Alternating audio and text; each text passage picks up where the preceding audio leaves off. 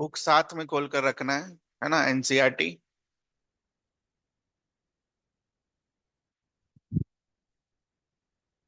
तो periodic classification में basically हम क्या करते हैं, जो एलिमेंट्स होते हैं उनको ग्रुप्स और पीरियड्स में बांटे जाते हैं। ठीक है।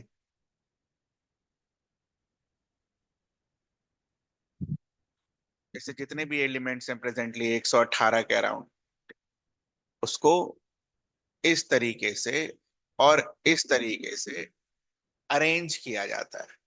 तो जब हम इस तरीके से मूव करते हैं उसे हम बुलाते हैं ग्रुप्स, और जब हम ऊपर से नीचे की तरफ जाते हैं तो उसे बुलाते हैं पीरियड्स। तो बेसिकली एलिमेंट्स को हम ग्रुप्स और पीरियड्स में अरेंज करते हैं, पीरियोडिक क्लासिफिकेशन। ठीक है। Now the first question arises, करते ही क्यों है, और प्लस ये वाली चीज जो मैंने अभी आपको बताई, ये बेसिकली बहुत सारे एक्सपेरिमेंट, बहुत सारे रिजल्ट्स, बहुत सारे साइंटिस्ट ने पहले कुछ काम करके गए और लास्ट में ये आता है रिजल्ट कि आप ग्रुप्स और पीरियड्स में बेसिकली एलिमेंट्स को क्या करते हो, अरेंज करते हो। ठीक है। तो ये लास्ट में रिजल्ट आता है जो शुरू में मैंने लिखा है। ठीक है। इसके पहले काफी सारे एक्सपेरिमेंट्स होते हैं, और वो एक्सपेरिमेंट्स, वो साइंटिस्ट वगैरह क्या बोल कर गए, ये सब सब हमें रटना है, तो वो थ्योरी का पार्ट होता है हमारे लिए। तो सबसे पहले हमारे पास बात आती है कि अरेंज ही क्यों करते हैं, व्हाई, है ना। Question is this, why do we need to classify elements. Why do we need to classify elements. कुछ चीजें फैक्ट वाली हैं, वो याद रखनी है। मार्क करिए, 1800 तक 31 एलिमेंट्स नोन थे। By 1865 known elements double to 63। और एनसीईआरटी बोलता है at present 114 elements are known, जबकि 118 से भी ऊपर है। पर जो बोलता है वही सत्य है।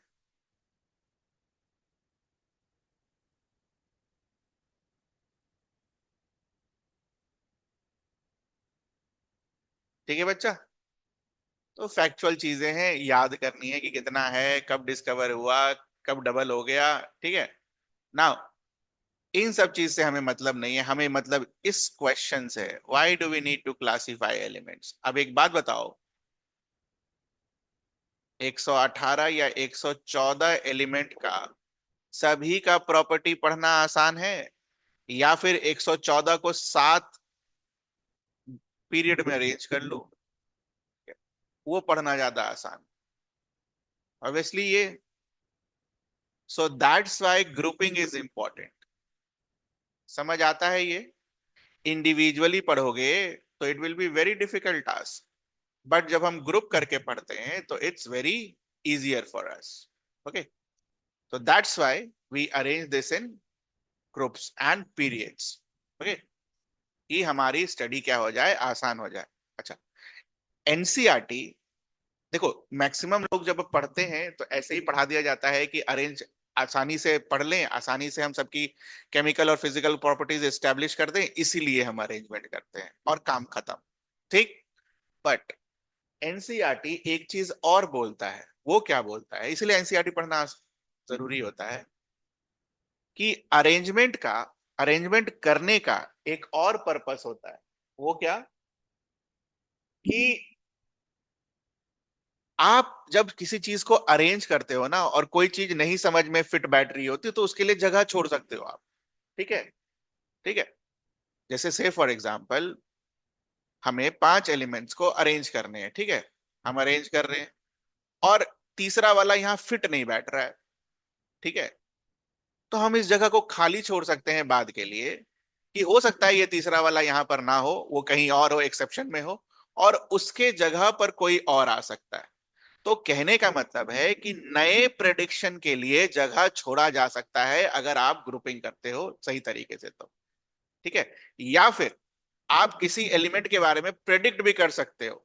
ठीक है, अगर आप ग्रुपिंग करते हो तो इसके बाद ये, इसके बाद ये, इसके बाद ये, अगला ये होगा।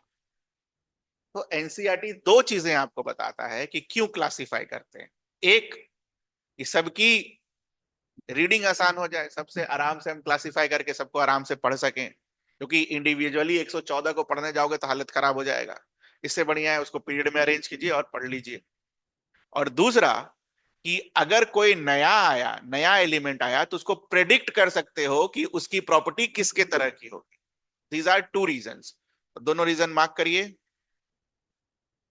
First reason, second reason.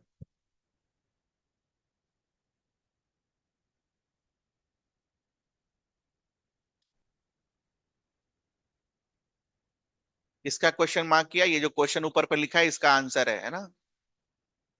अरे नीट यूट का भरोसा नहीं है बेटा, है ना, ये सभी पूछ देगा कभी। Why do we need to classify elements, कोई भरोसा नहीं है। कॉम्पिटिटिव एग्जाम का कोई भरोसा नहीं है, ये ध्यान रखिएगा।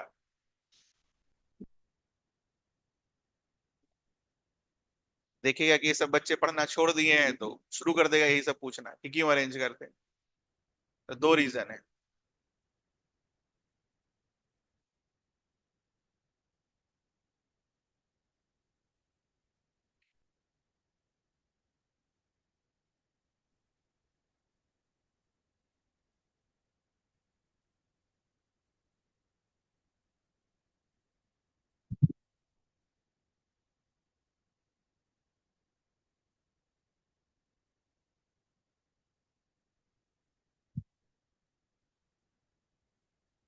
नेक्स्ट थिंग इज व्हाट, जब अरेंज करने की बात शुरू हुई तो काफी सारे साइंटिस्ट स्टार्ट करते हैं चीजों को अरेंज करना। और इसी क्रम में जो पहला अरेंजमेंट आता है, डिबर्नियर का अरेंजमेंट आता है। ठीक है, बेसिकली इनके अरेंजमेंट को हम क्या बोलते हैं, डिबर्नियस ट्रायड्स, लिखा हुआ है।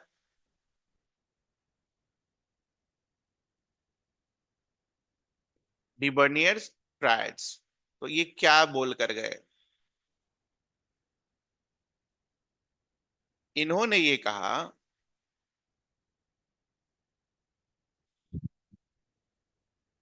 ट्रायड्स का मतलब कितना होता है बेटा, थ्री। ओके, इन्होंने ये बोला कि एलिमेंट्स को इस तरीके से अरेंज करो कि बीच वाला का जो एटॉमिक मास होगा, ये पहला और आखिरी वाले का एवरेज होगा। ठीक है, बीच वाले का atomic mass will be equals to पहला और आखिरी का एवरेज। तो पहला और आखिरी का एवरेज मतलब क्या हो गया, E1 + E3/2। ये बोल कर गए। तो घबराने की जरूरत नहीं है, सब बुक में लिखा हुआ है, टेंशन नहीं लेना है, थ्योरी थ्योरी करना ही है। तो देखो उन्होंने किसको किसको अरेंज किया, लिथियम, सोडियम और पोटेशियम। ठीक है, जरा ये देखना 23, इन दोनों का सम बाय 2 आता है, करके देखो एक बार। 39 + 7, 46, 46 डिवाइडेड बाई 2, 23। यहां पर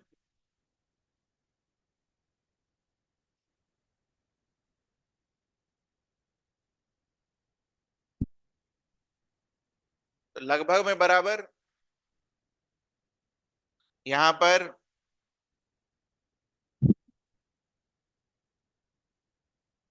अगेन लगभग में बराबर। ये सभी को दिख रहा है, लिख करना होगा, दिख रहा है ना।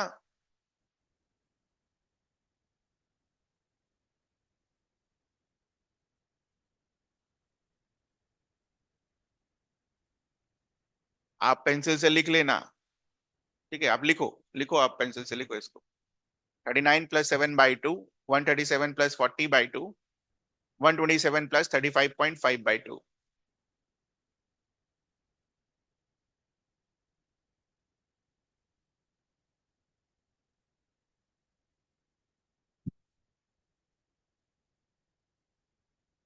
तो ट्रायड्स का मतलब आपको समझ में आया। ट्रायड्स तीन एलिमेंट लेगा, इस तरीके से तीन एलिमेंट को ग्रुप करेगा कि बीच वाले का जो एटॉमिक मास होगा वो पहला और तीसरा का एवरेज आएगा।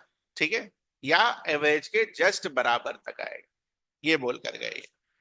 साथ ही साथ इन्होंने ये भी बोला कि ये बीच वाले का जो प्रॉपर्टीज होगा, फिजिकल और केमिकल प्रॉपर्टीज, ठीक है, बीच वाले का फिजिकल केमिकल प्रॉपर्टीज इन दोनों के बीच में होगा। तो ये दो चीजें ये बोल कर गए। ये हमारे बुक में कहाँ लिखा हुआ है? यहाँ लिखा हुआ है, फर्स्ट एंड टू। मार्क कर लीजिए।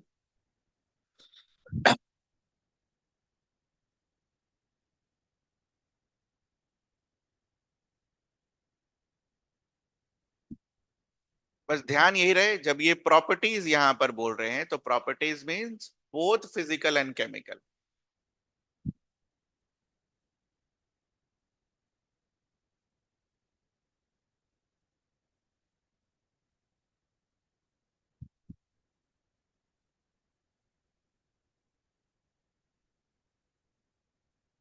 चूंकि इन्होंने तीन एलिमेंट्स को अरेंज किया, इसलिए डी बोर्नियर वाले एक्सपेरिमेंट को हम लॉ ऑफ ट्रायड्स भी बोलते हैं।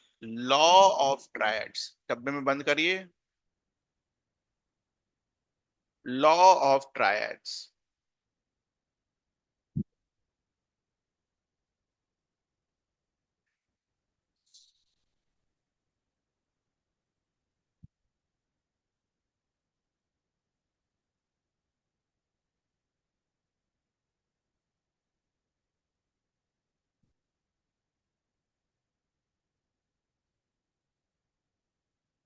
Properties of E2 between E1 and E3। और कौन सी प्रॉपर्टीज? Chemical and physics.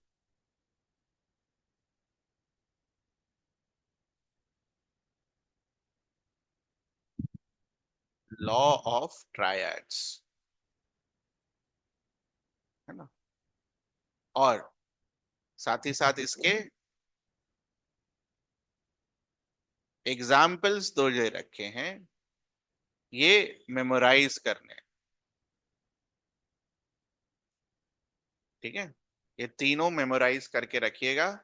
हो सकता है आपसे पूछ ले, चार सेट दे दे और पूछेगा कि इसमें डी ब्रोनियर का ट्रायड किस में सेटिस्फाई होता है, किस में सेटिस्फाई नहीं होता है।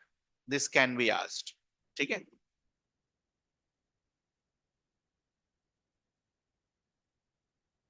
तो इन्होंने इतना मेहनत किया, बट इनका पीरियोडिक टेबल तो हम पढ़ते नहीं है, ठीक है। तो हम क्या करेंगे, रीजन फॉर फेलियर लिखेंगे, काहे फेल हुआ।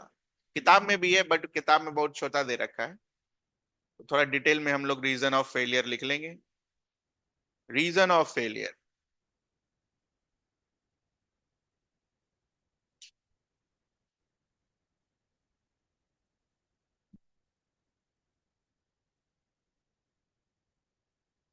All known elements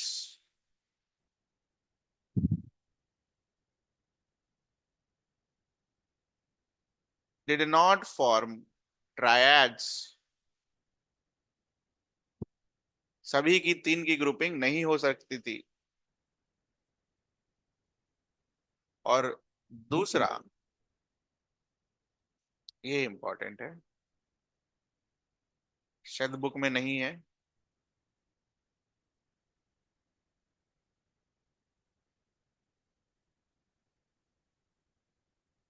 nitrogen, phosphorus,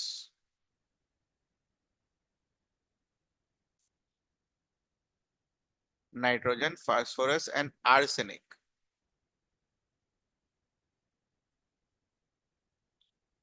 इन तीनों की प्रॉपर्टीज सिमिलर होती।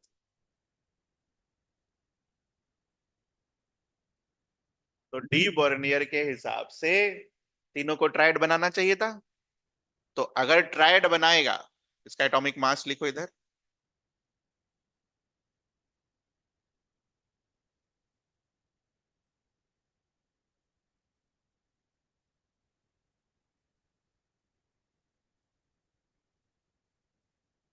उनके कंसेप्ट के हिसाब से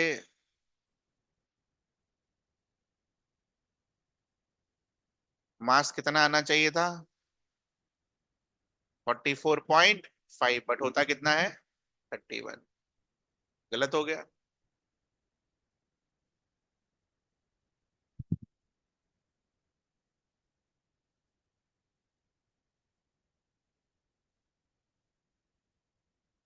ठीक है।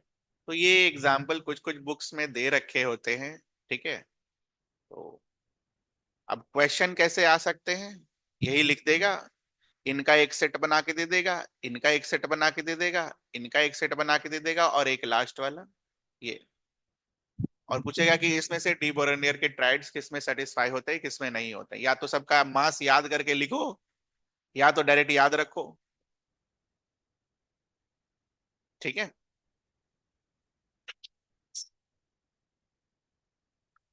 तो डी बोरोनियर के ट्राइड में आपको कुछ पूछना है, law of tried. Law of tried में आधा रीजन फॉर फेलियर दे रखा है इन्होंने बस, एनसीईआरटी ने। ये है ड्रॉबैक अकॉर्डिंग टू एनसीईआरटी, बस एक। It worked only for few elements, जो हमने यहां पर पॉइंट नंबर 1 लिखा, सबके लिए नहीं है। ठीक है, नीट वाले इसको ध्यान से करेंगे। ठीक है, ध्यान से इसलिए कि कभी कभी अरेंज करने दे देता है, कौन साइंटिस्ट पहले कौन साइंटिस्ट बाद में। ठीक है, नेक्स्ट अटेम्प्ट वाज, जो भी इसका नाम है भाई प्रोनाउंसिएशन,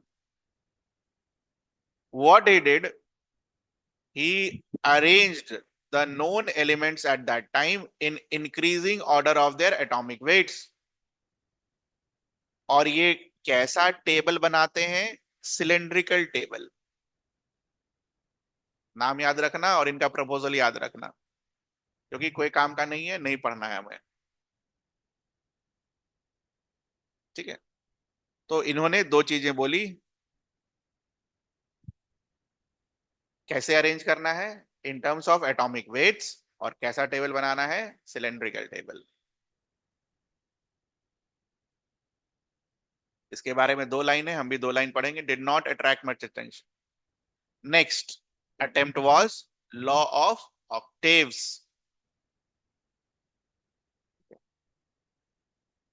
तो अगले साइंटिस्ट का नाम बुक से पढ़ेंगे आप, और उसके बाद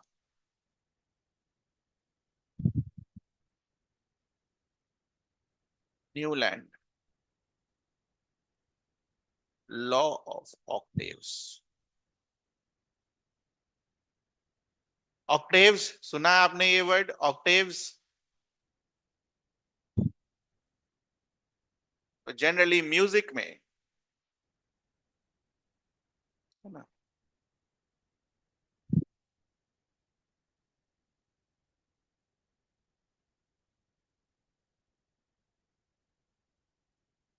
कितने हो गए, 1 2 3 4 5 6 7, फिर से सा आता है हायर नोट का यहां पर। तो अगर आप यहां पर नंबरिंग करो,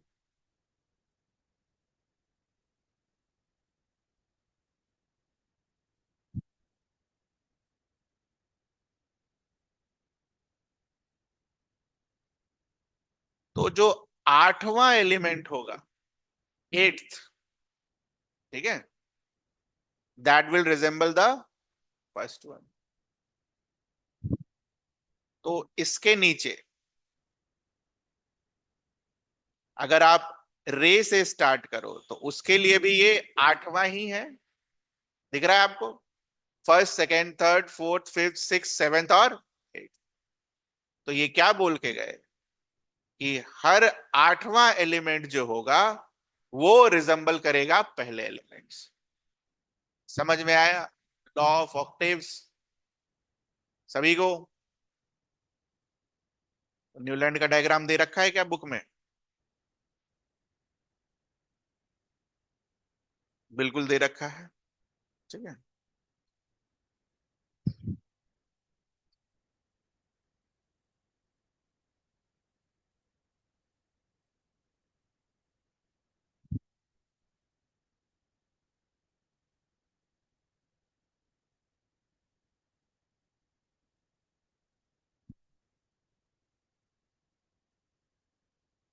ठीक है। एट्थ, +8 नहीं बेटा, एट्थ, आठवां, आठवां मतलब साथ ही ऐड करना होता है। ठीक है, आठवां निकालने के लिए आपको 7 ऐड करना होगा, तो आपको 7 ऐड नहीं बोला है, बोला है 8। है, तो इसका एट्थ और इसका एट्थ। ठीक है, तो ये आपको समझ में आया इनके ऑक्टेव्स कैसे अरेंज करने हैं। ये मार्क करिए।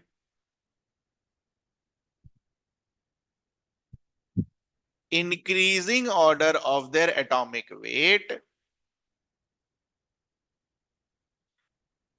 every eighth element had properties similar to the first element.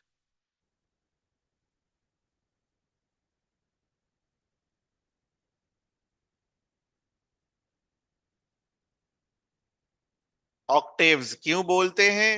Because आठवां एलिमेंट की property is similar to the first one, और ये म्यूजिक वाला भी एग्जांपल आपको दे रखा है। अब इनके साथ ड्रॉबैक क्या था? ये देखो, इनका ड्रॉबैक इनके टेबल में ही है, कैल्शियम के आगे नहीं बनाया इन्होंने। तो इनका ऑक्टेव का ज्ञान जो था कहां तक बस सीमित था? बस और बस कैल्शियम तक। तो रीजन फॉर फेलियर लिख लेंगे हम। ठीक है, ये एक ही है और बुक में भी दे रखा है। ड्रॉबैक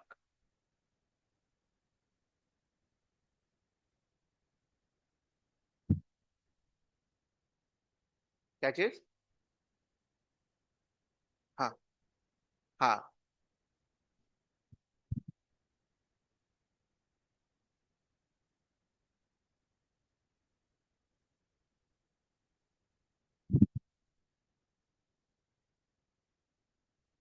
ठीक है।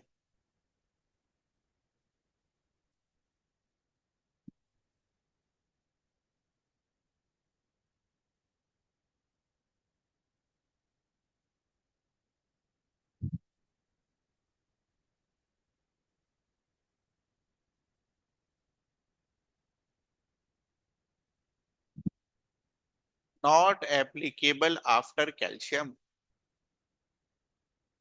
ठीक है,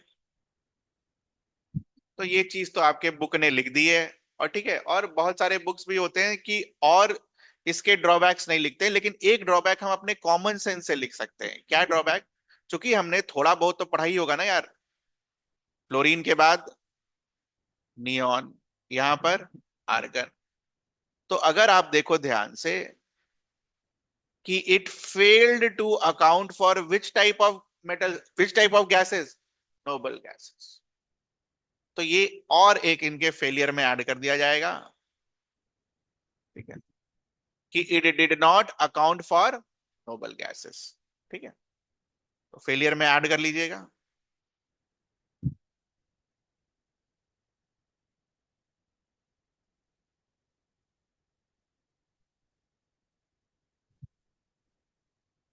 या फिर दिस थ्योरी कंप्लीटली फेल्ड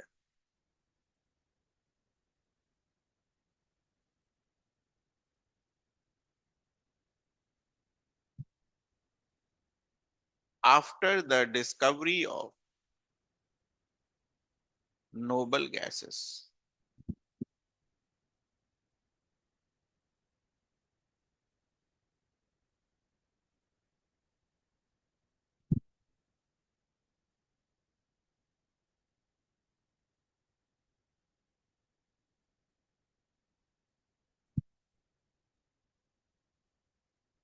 ठीक है, तो अभी आपको दो तीन पढ़ाए हमने, इसको एक बार फटाफट रीड कर जाओ, जो भी चीज पढ़ाई गई है। डोबोनियर स्ट्रैट्स, फिर बीच में एक सिलेंड्रिकल पीरियोडिक टेबल, और फिर न्यूलैंड लॉ ऑफ ऑक्टेव्स।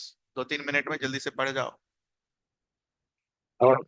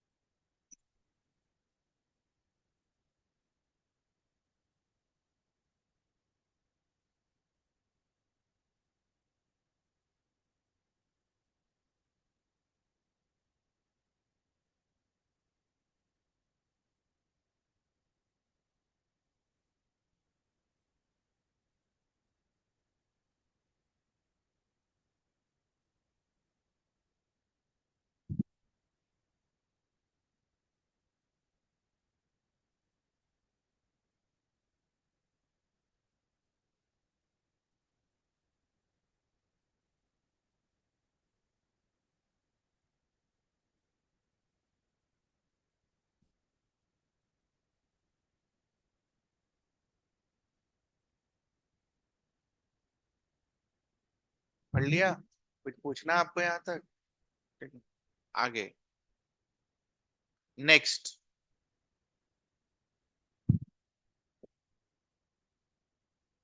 अगले साइंटिस्ट लोथर मेयर और फिर मेंडलीव। ठीक है, तो एक रशियन केमिस्ट थे, एक जर्मन केमिस्ट थे, तो दोनों अलग अलग अपना अपना एक्सपेरिमेंट कर रहे होते हैं। ठीक है, इंडिपेंडेंटली इन्होंने अपना ऑब्जर्वेशन दिया, दोनों एक साथ नहीं काम कर रहे थे। ठीक है,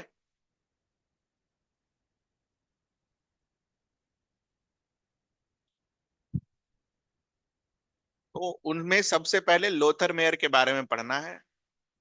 उन्होंने क्या किया?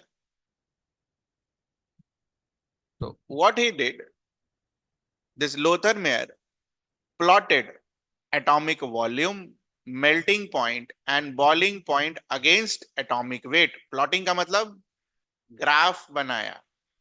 ठीक है,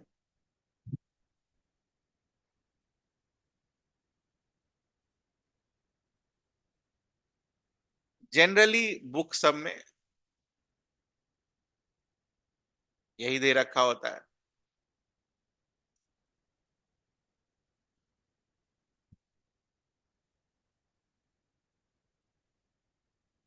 और इन्होंने क्या ऑब्जर्व किया कि ये जो atomic volume versus atomic mass का जो ग्राफ है, it was a periodically repeating pattern. इसको डब्बे में डालिए।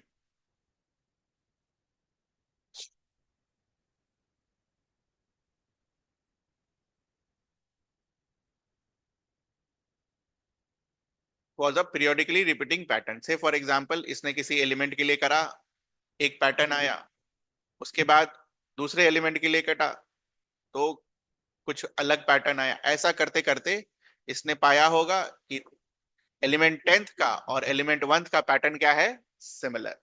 ये मतलब हुआ पीरियोडिकली रिपीटेड पैटर्न। ठीक है, उसके बाद ये लोथर मेयर, इन्होंने और क्या फाइंड आउट किया?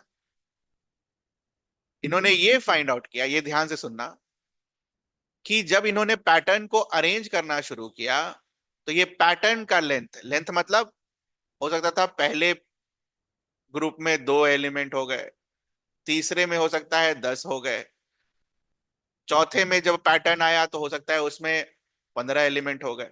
तो 2 एलिमेंट का जो लेंथ होगा वो छोटा होगा, 10 एलिमेंट होंगे तो लेंथ बड़ा होगा, 15 एलिमेंट होंगे तो लेंथ और बड़ा होगा।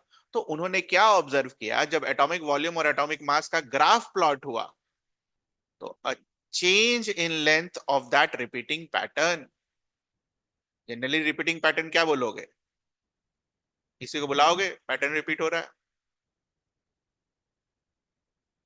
बट इन्होंने अपने पैटर्न में क्या ऑब्जर्व किया?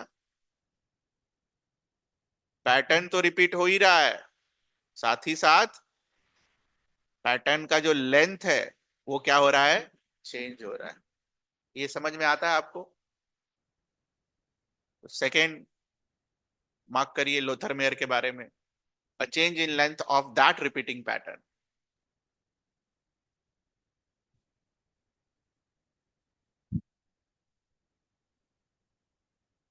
तो यही 2 कहानी इनके बारे में दे रखी है, इतना ही हम पढ़ेंगे, बाकी इससे ज्यादा कुछ है नहीं। ठीक है,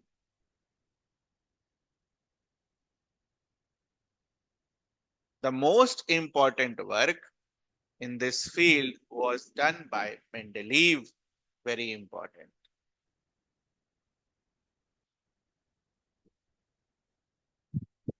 Now, it was Mendeleev who is credited with the development of modern periodic table. Very important.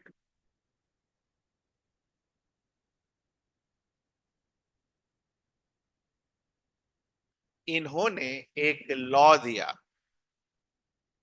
और इनका लॉ भले गलत था अलग बात है, for the first time it was given by Mendeleev. तो क्या लॉ दिया?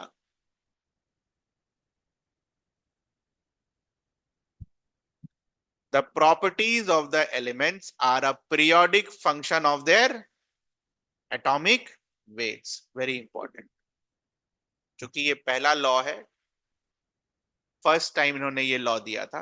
हालांकि ये होता नहीं है, होता कुछ और है, पर ठीक है, कहीं ना कहीं से तो हम स्टार्ट करते हैं ना, जैसे डाल्टन थ्योरी से हम स्टार्ट करते हैं एटॉमिक स्ट्रक्चर, तो ये भी स्टार्ट करने का एक तरीका है। तो मेंडलीव वाले को हम अलग से नोट करेंगे और लिखेंगे भी। तो लिखिए।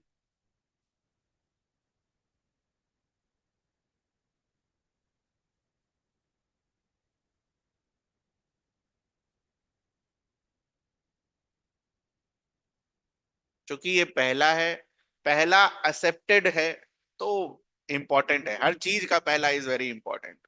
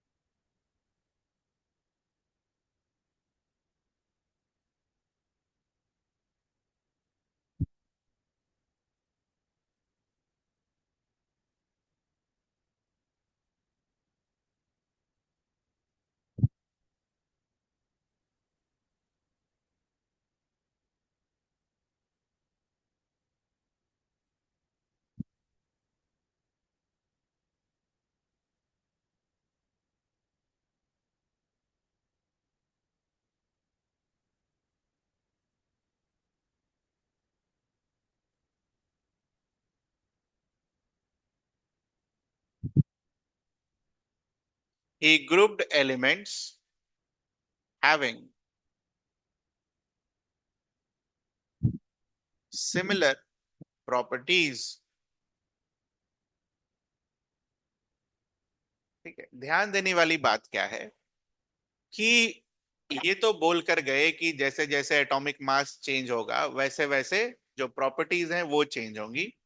ठीक है, तो इन्होंने अपना, इनके लॉ में दो चीजें हैं, प्रॉपर्टीज और एटॉमिक मास। तो कहीं कहीं पर अगर इनका कॉन्ट्राडिक्शन होता था एटॉमिक मास से, तो ये ज्यादा एम्फेसिस प्रॉपर्टीज पर देते थे।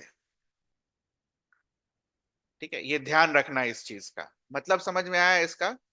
से फॉर एग्जाम्पल कि उन्होंने एटॉम्स को अरेंज करना शुरू किया, ठीक है, तो एटॉमिक अरेंज करने के चक्कर में क्या हुआ कि 40 वाला पहले लिखा गया, 39 वाला बाद में लिखा गया। क्यों ऐसा हुआ? बिकॉज ये सिमिलर प्रॉपर्टीज वाले को ये साथ में रखना चाहते थे, इस तरीके से ये अरेंजमेंट हो गया। ठीक है, तो more focused on what, similar properties rather than atomic mass. इसके कारण की, इसकी वजह से कुछ गलतियां भी होंगी, इसीलिए मैं बोल रहा हूं, ये लिख लीजिएगा bracket. More importance to similar properties, और ग्रुप करने के क्रम में ही फॉर्म्ड 8 ग्रुप्स वेयर।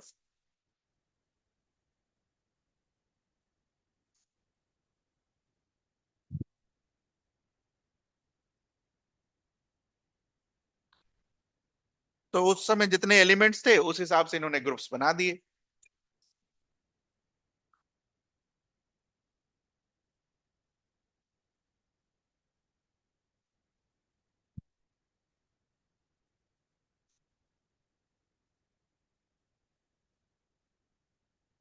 एक अच्छी बात और क्या थी इनके अरेंजमेंट्स में,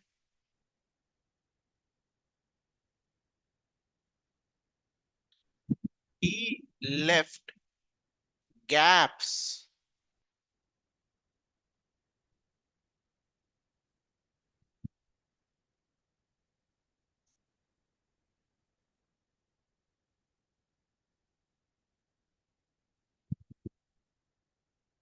ठीक है, he left gaps for undiscovered elements, for example.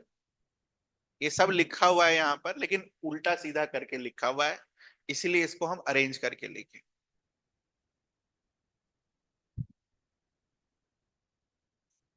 ये बुक खोलिए, ये डायग्राम यहाँ पर आपका ऐसे बना होगा, प्लीज ओपन दैट।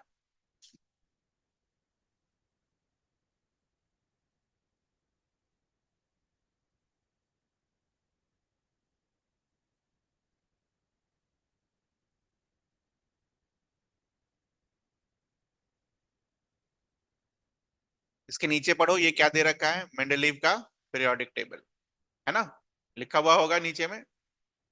तो इन्होंने क्या किया था, अभी जैसे ये लिख के दे रहे हैं, यहाँ पर ये गैलियम है, यहाँ पर जर्मेनियम है, तो इसके लिए इन्होंने गैप छोड़ा था। ठीक है, अभी गैलियम और जर्मेनियम हम पढ़ते हैं, लेकिन उस समय गैलियम और जर्मेनियम नाम की कोई चीज नहीं थी। ठीक है, तो इन्होंने क्या बोला, इस गैलियम का नाम, गैलियम रेजेंबल टू अल्युमिनियम, तो गैलियम का नाम इन्होंने क्या बोला, इका अल्युमिनियम, लाइक अल्युमिनियम, कोई एलिमेंट यहां पर आएगा। Similarly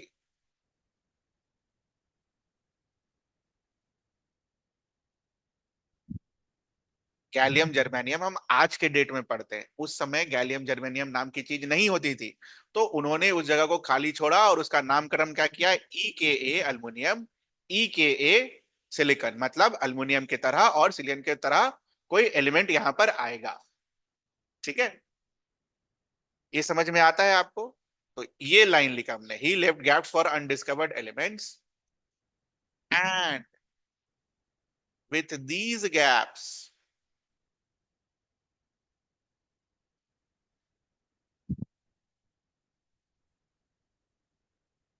he truly predicted the properties of some undiscovered elements.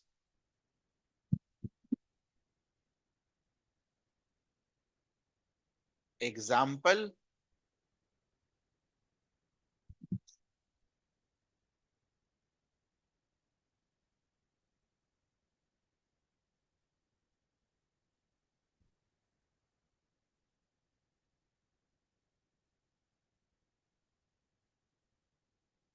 ये नामकरण उन्होंने किया और बाद में पता चलता है कि this was basically,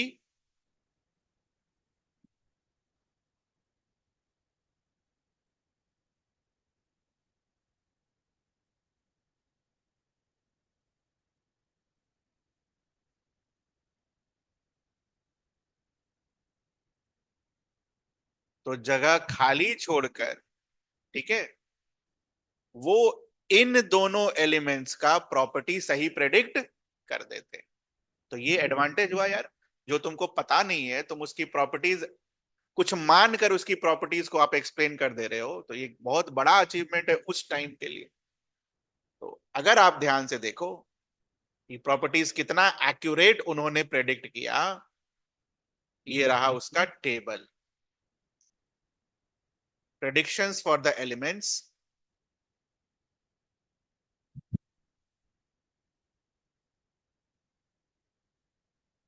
what was the predicted atomic weight, 68, कितना फाउंड हुआ, 70, प्रेडिक्टेड कितना था 72, कितना फाउंड हुआ, ऑलमोस्ट बराबर, almost.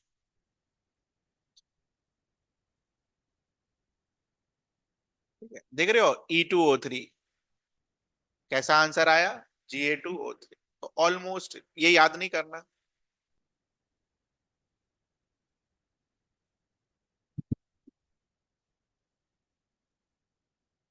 Atomic weight, density, melting point, formula of oxide और फॉर्मूला ऑफ क्लोराइड, ये ध्यान रख लेना बस, खासकर नीट वाले, जेई वाले नहीं।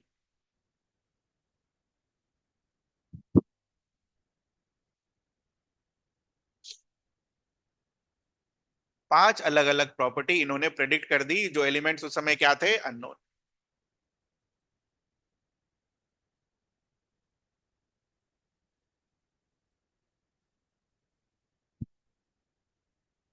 यहां तक कुछ पूछना आपको?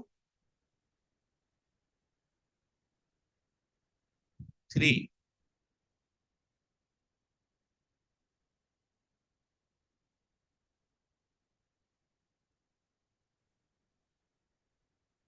ये शायद बुक में नहीं है।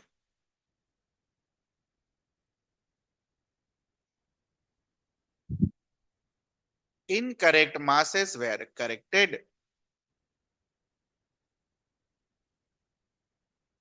एग्जाम्पल।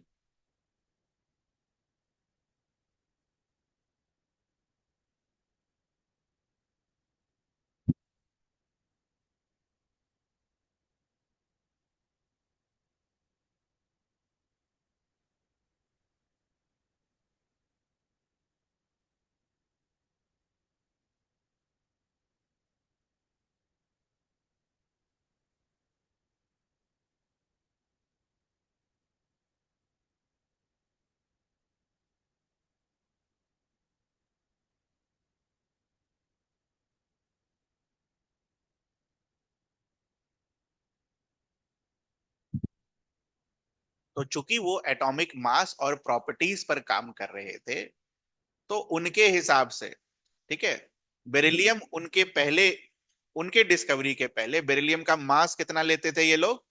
13। तो उनके हिसाब से बेरिलियम यहां कहीं फंसना चाहिए था। ठीक है। और यहां आने के बाद इसकी प्रॉपर्टीज इसी के अराउंड कुछ होनी चाहिए थी। हमने ऊपर पर क्या देखा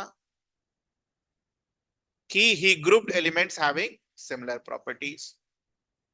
तो जब ये काम ये बेरिलियम के लिए करते हैं, तो क्या फाइंड आउट करते हैं कि बेरिलियम का प्रॉपर्टी जो होता है वो कार्बन और नाइट्रोजन के बीच का नहीं होता है। तो इसका मतलब बेरिलियम 13 तो नहीं होगा। तो फिर इसका मास करेक्ट करके कितना किया जाता है? बेरिलियम का मास 9 किया जाता है। ठीक है। Beryllium was finally corrected to 9।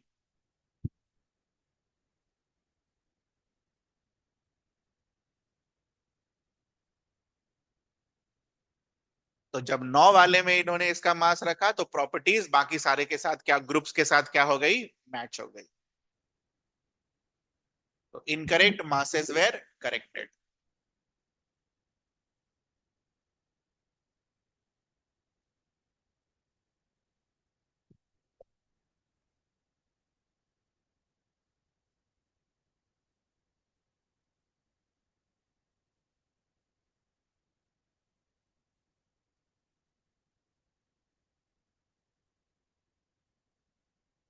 ठीक है। ये इन 3 एडवांटेजेस दिमाग में गए हमारे। सब याद करने बेटा, है ना, सब मेमोराइज करना है तो उनका एक्सपेरिमेंट ही ना, कुछ नया तो ज्ञान दे नहीं सकते यहाँ पर।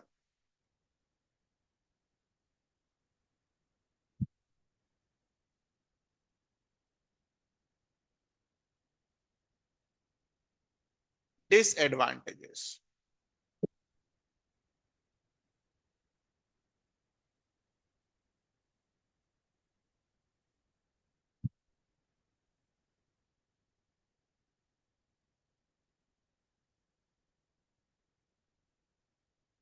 डिसएडवांटेजेस में क्या लिखेंगे हम? पहला disadvantages, anomalous pair, argon with atomic mass 40 precedes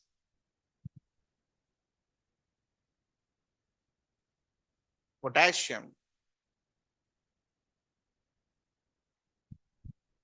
with atomic mass 39। इनके टेबल में आर्गन पहले आता है और पोटेशियम बाद में आता है, जबकि ऐसा नहीं होना चाहिए था। क्यों नहीं होना चाहिए था ऐसा? क्योंकि आपने लॉ क्या दिया physical and chemical properties of elements are periodic function of their atomic mass. तो जब आप उसको अरेंज करोगे, तो जैसे जैसे एटॉमिक मास बढ़ेगा उस हिसाब से अरेंज करोगे ना। तो आप अरेंज कर दे रहे हो पहले 40 वाले को पहले और 39 वाले को बाद में। ठीक है, तो ये गलत था। इसका एक्सप्लेनेशन मैंने आपको ऑलरेडी दिया कि वो किस पर ज्यादा अहमियत रख रहे थे, सिमिलर प्रॉपर्टीज के लिए। बट इसको करने के लिए आप अपने लॉ को तो गलत नहीं कर सकते ना। ठीक है,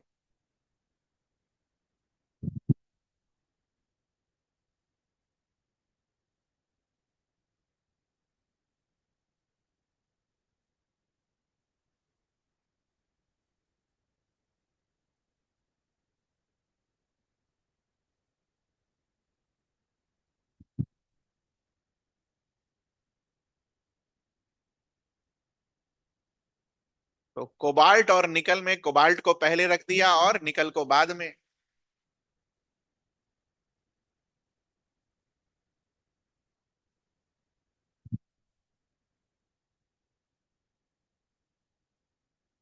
ये लास्ट वाला एग्जांपल शायद बुक में है।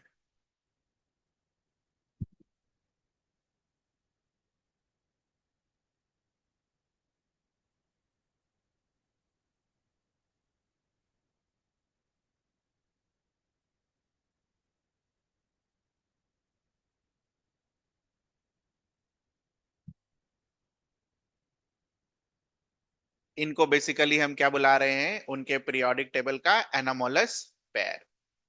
तो ये नहीं कर सकते हो आप।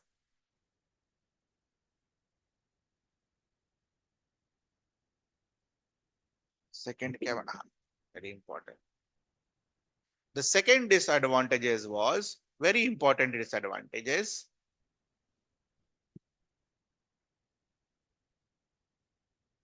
नॉर्मली अगर हमने और आपने पीरियोडिक टेबल अगर आपने देखा होगा, ठीक है, हाइड्रोजन के बाद अगला क्या आता है, हीलियम। ठीक है, और साथ ही साथ हमने पुराने चैप्टर्स में, एटॉमिक स्ट्रक्चर वाले चैप्टर्स में एक चीज पढ़ी, आइसोटोप। ठीक, अब आइसोटोप हाइड्रोजन के केस में ये तो पढ़ा हमने। तो अगर पीरियोडिक फंक्शन मास का है, तो हर आइसोटोप के लिए अलग अलग डब्बा होना चाहिए। ये समझ में आता है आपको?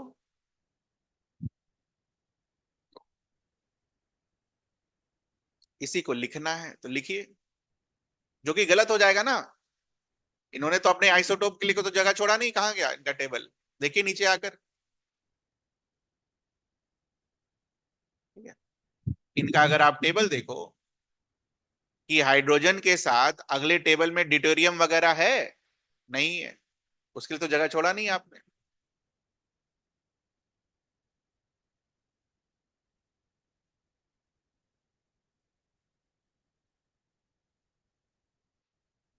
आइसोटोप का डेफिनेशन लिख लीजिए खुद से।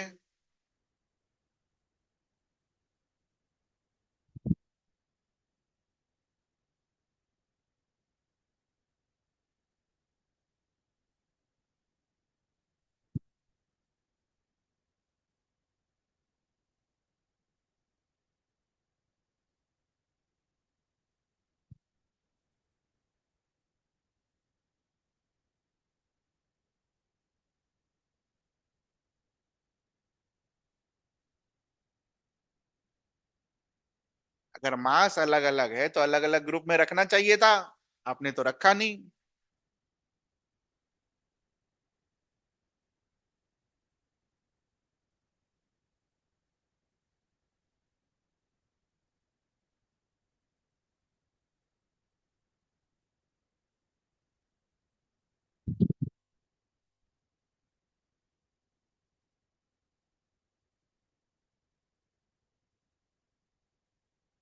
थर्ड, पीरियोडिक टेबल वाला पेज खोलिए।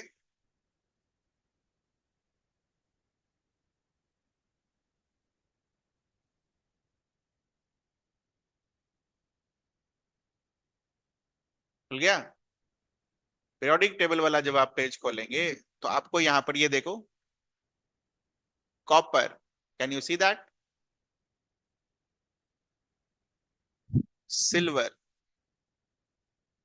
Can you see that? Gold, वो भी दिख रहा होगा। तो क्लास 10 के नॉलेज से मुझे बताओ, क्या सिल्वर गोल्ड की प्रॉपर्टी कहां गया? लिथियम सोडियम पोटेशियम की तरह होती है? होती है। लिथियम सोडियम पोटेशियम कहाँ है रिएक्टिविटी सीरीज में? ऊपर। और ये सिल्वर गोल्ड कॉपर कहाँ है रिएक्टिविटी सीरीज में? नीचे। ठीक है, तो अगला यही है गलत। ये कैसे आप ये कर दोगे यार?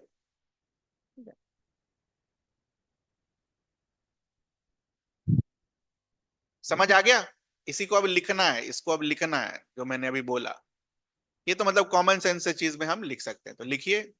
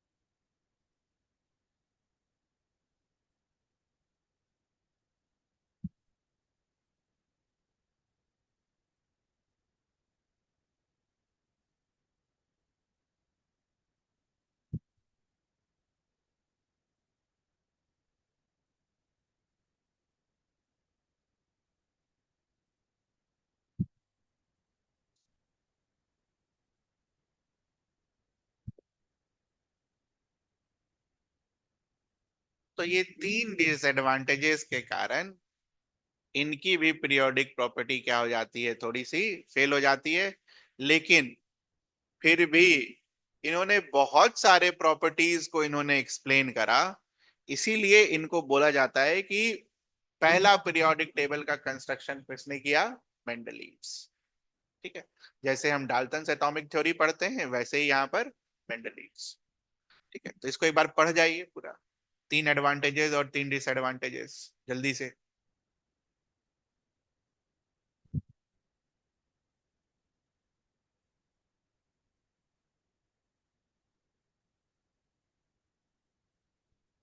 जल्दी से रीड करिए।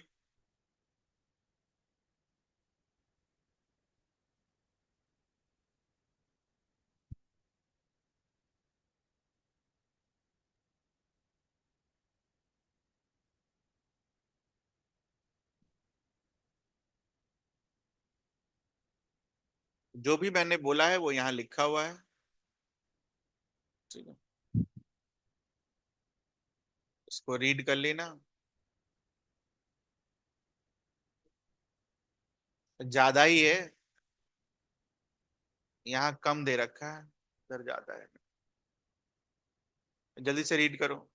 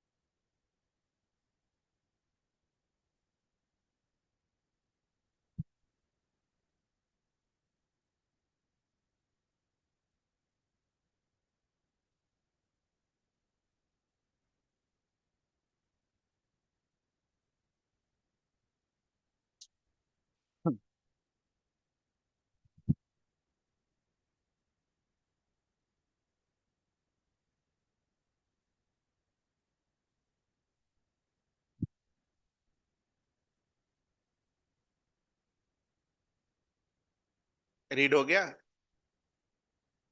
तो नेक्स्ट टॉपिक का नाम will be modern periodic law and the present form of the periodic table.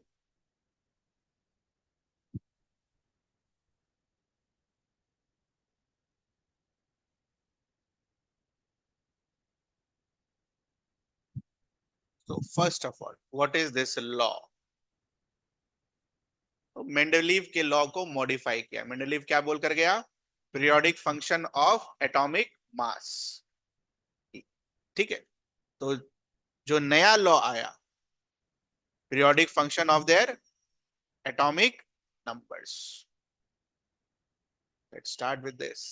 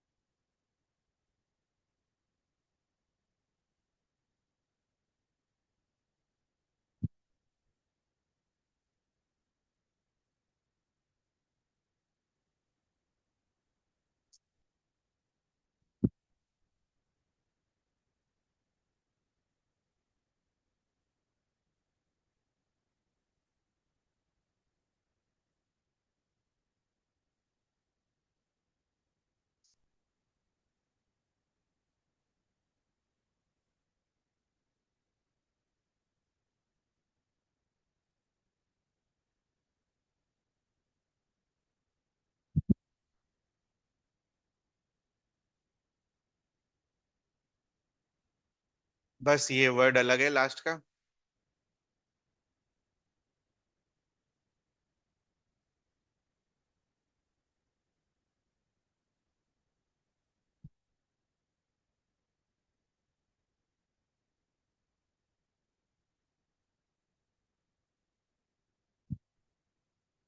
Scientist का नाम.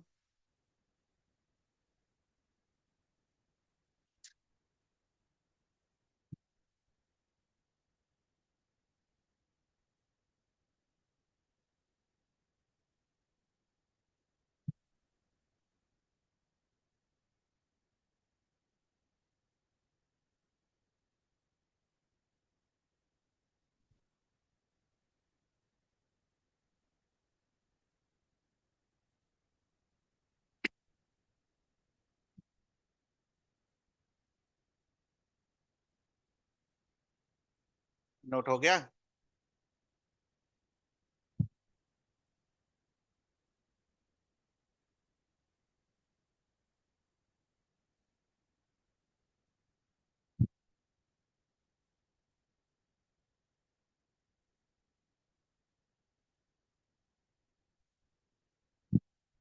एलिमेंट को उठाते हैं, एक्सरे से बॉम्बार्ड कराते हैं.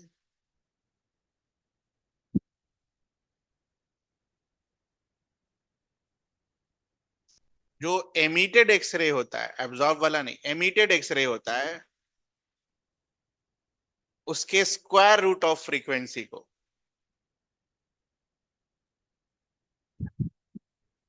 एटॉमिक नंबर के साथ प्लॉट किया जाता है. ठीक है. और जब ये प्लॉट करते हैं तो क्या फाइंड आउट करते हैं? It's a straight line.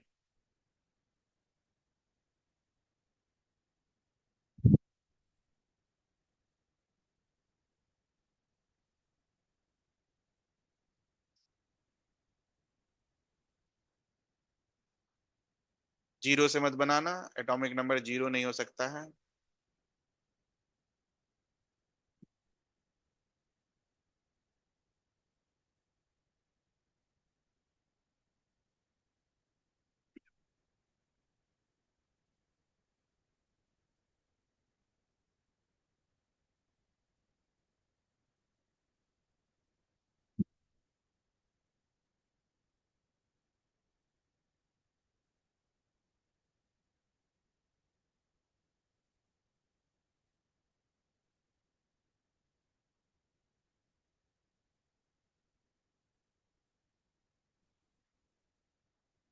ठीक है। साथ ही साथ उन्होंने इसको भी प्लॉट किया,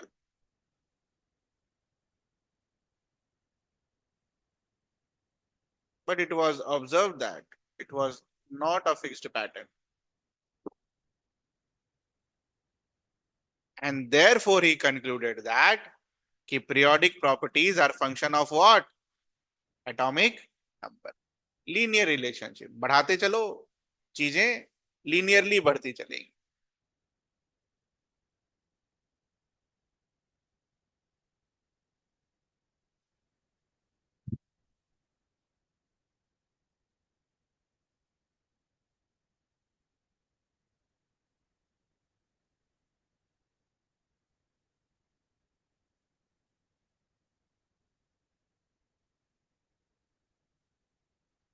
ठीक है, अपने बुक में मॉडर्न पीरियोडिक टेबल खोलिए।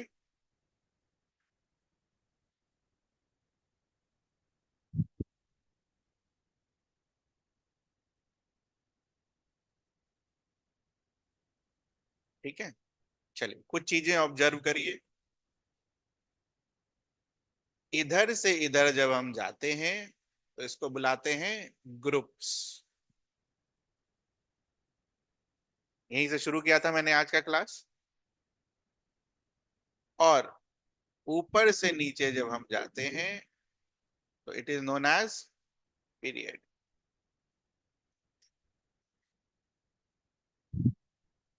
मुझे ऑब्जर्व करके बताइए कितने ग्रुप्स हैं और कितने पीरियड्स।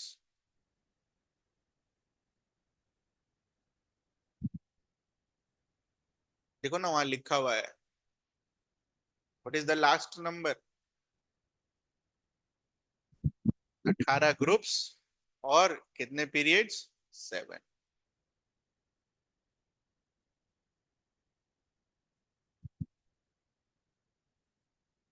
तो point number 1 about modern periodic table,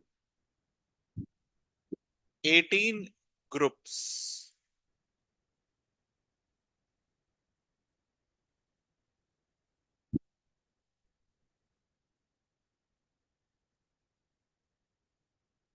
ठीक है, now how are this groups classified, वो भी देखिए।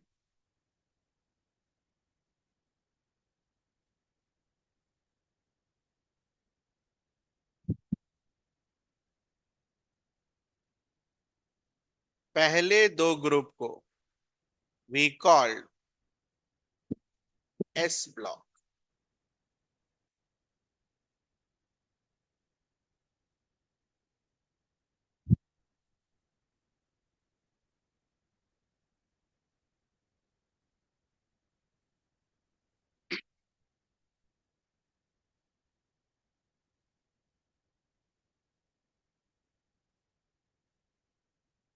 ये सब कॉपी में नोट करना, ये वाली चीज जो अभी लिख रहे हैं सारा कॉपी में नोट करिएगा।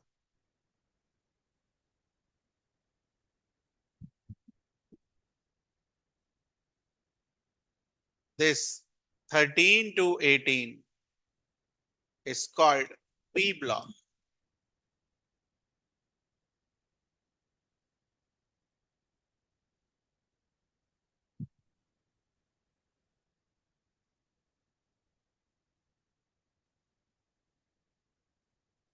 बच गया कौन सा? 3 से 12 is called D block।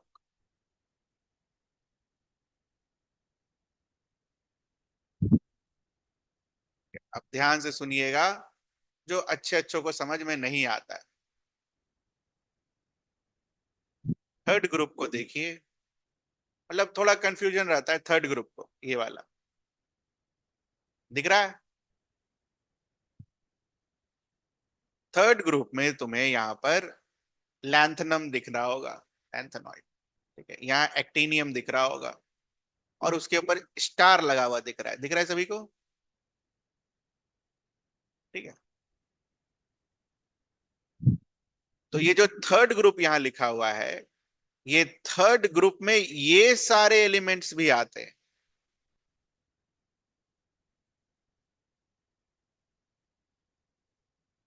ठीक है, इन सारे एलिमेंट, ये जो इतना लिखा हुआ है ये नीचे में, तो फिर इनको अलग से क्यों लिखा हुआ? क्योंकि अलग से अगर नहीं लिखोगे तो ये टेबल और कितना होगा, बहुत बड़ा बन जाएगा। तो ये जो एलिमेंट्स हैं इनका ग्रुप क्या है, बट ब्लॉक क्या है इनका, एफ ब्लॉक। अभी आपको सब समझ में आएगा ये एफ ब्लॉक क्यों है, एस ब्लॉक क्यों है, ठीक है, सब समझ में, टेंशन नहीं लेना अभी उसका। पहले ये समझ में आया, ठीक है। इसको विजुअलाइज कैसे करना है, ठीक है, तो ये देखो, विजुअलाइज करने के लिए एक फोटो लेकर आए हैं। अगर एक्चुअल में उन सारे को वहां लिख दिया जाए तो क्या होगा, कहाँ गया, ऐसा दिखेगा।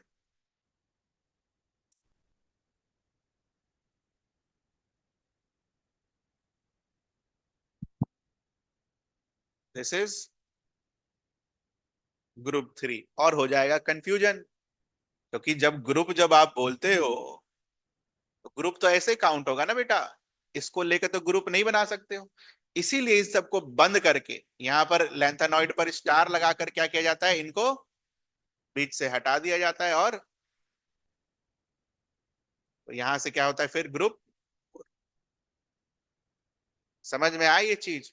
ऑनलाइन वाले बच्चे इंपॉर्टेंट आपके लिए, ऑफलाइन वाले को समझ में आ जाएगा, ठीक है। क्योंकि अगर ऐसे लिखोगे तो ये 18 ग्रुप रहेगा ही नहीं, 18 से ज्यादा हो जाए, तो इसीलिए उनको हटाकर अलग से लिख दिया जाए। बट है कहां पर वो, ग्रुप थ्री। तो एक्चुअल में अगर देखना पड़े तो एक्चुअल तो यही है, यहां से यहां पूरे को ग्रुप थ्री बुला देंगे, फिर यहां से group four, five, six, seven, eight, 11।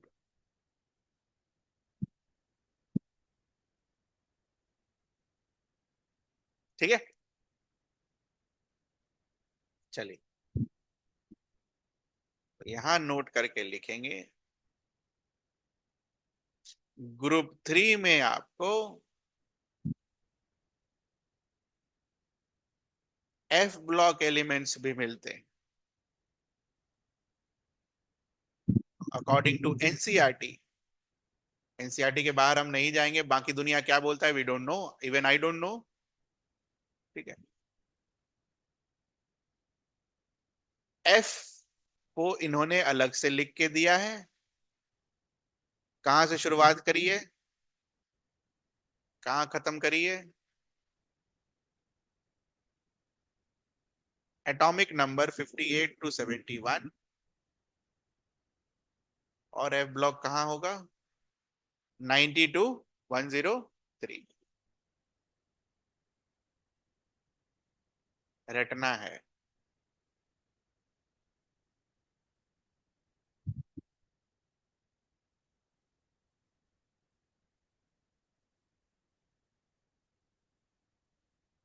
Group की कहानी क्लियर है।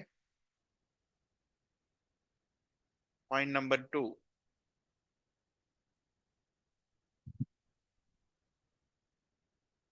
7 पीरियड्स,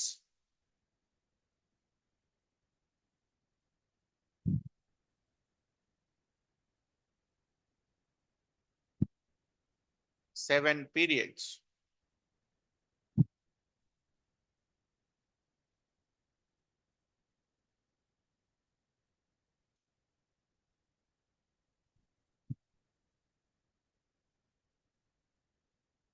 तो पहले वाले पीरियड में हाइड्रोजन और हीलियम, ठीक है, हाइड्रोजन और हीलियम।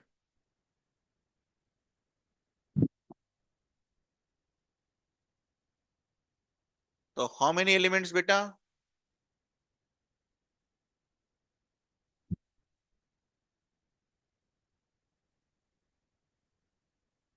तो इट्स अ शॉर्टेस्ट पीरियड।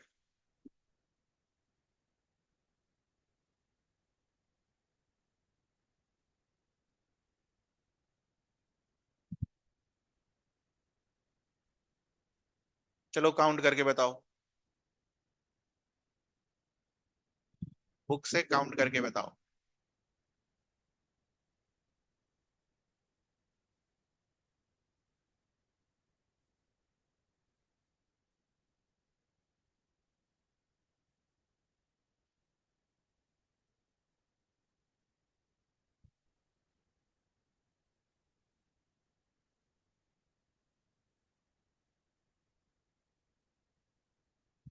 दो और छह, आठ।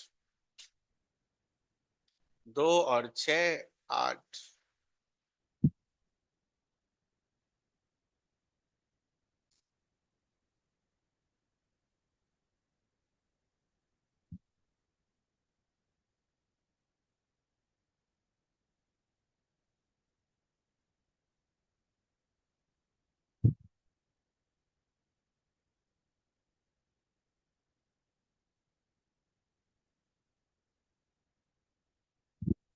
काउंट करके बताओ।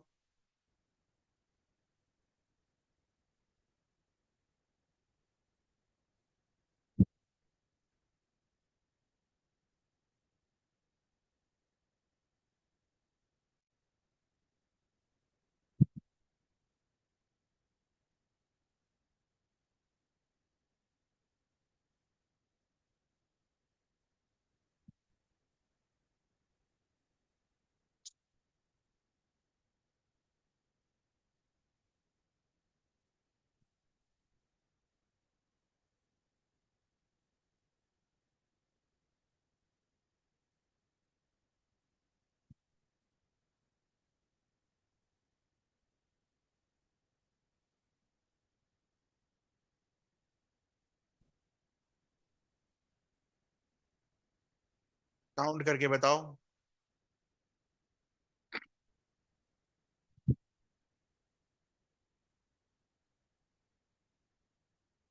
बिल्कुल।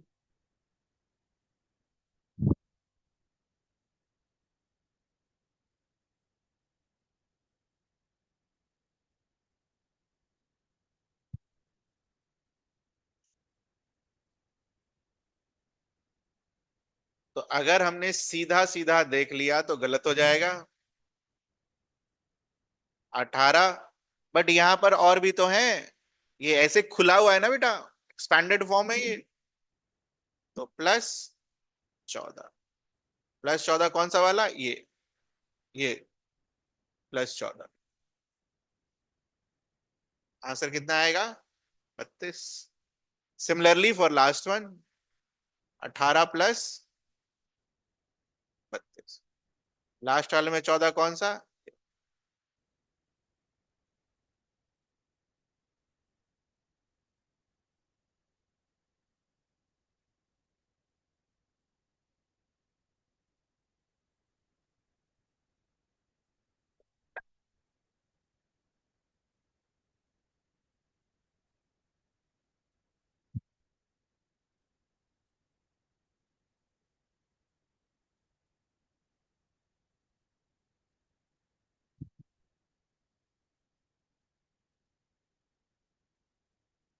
ठीक।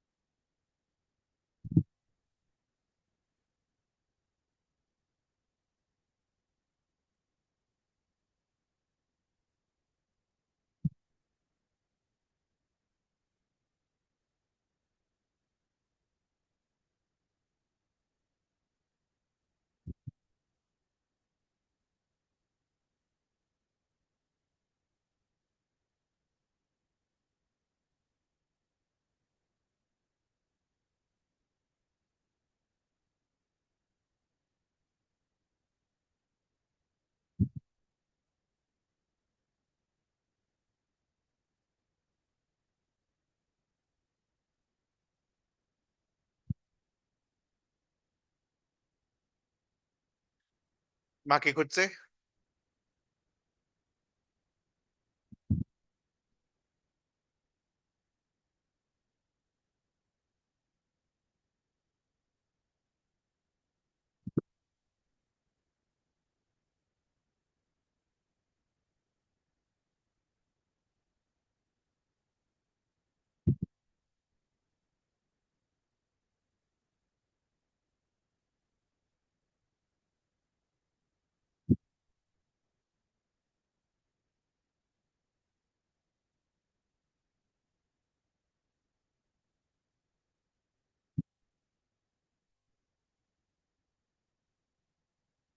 सारे कैलकुलेशन करिए।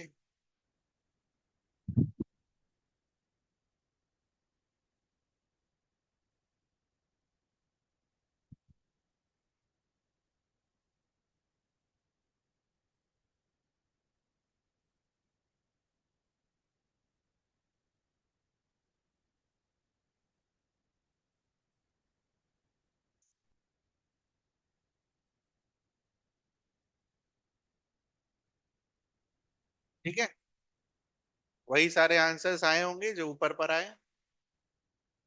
Same answer. कोई दिक्कत? B. Why we are doing this, थोड़ी देर में देखेंगे। साथ ही तो है, याद कर लेते हैं।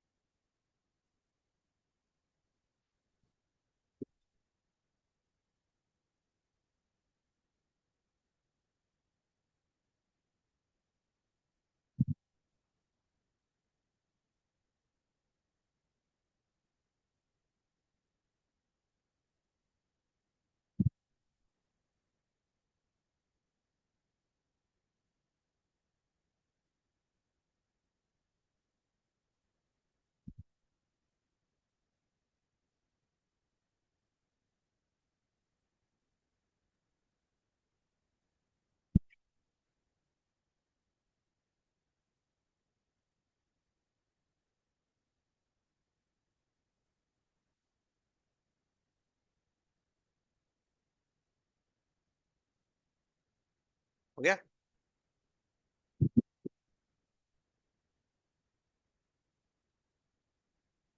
सो n इज ऑड।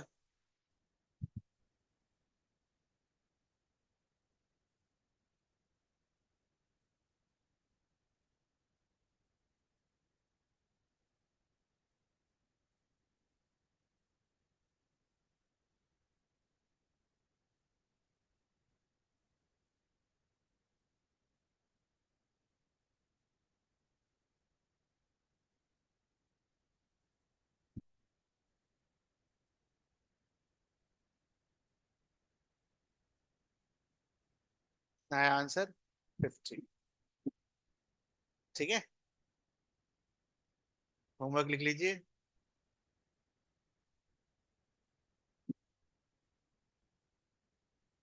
रिवाइज तो मैं नहीं लिखूंगा, मेमोराइज लिखूंगा।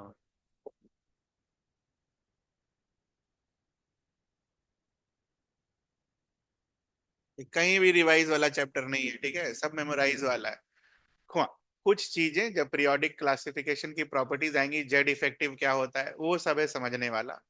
कम है समझने वाला, मैक्सिमम रटने वाला। जितना रटेंगे उतना खुश रहेंगे, ध्यान रखिएगा इस चीज का। इनऑर्गेनिक में जितना रटेंगे उतना बढ़िया नंबर आएगा, यही है की टू सक्सेस।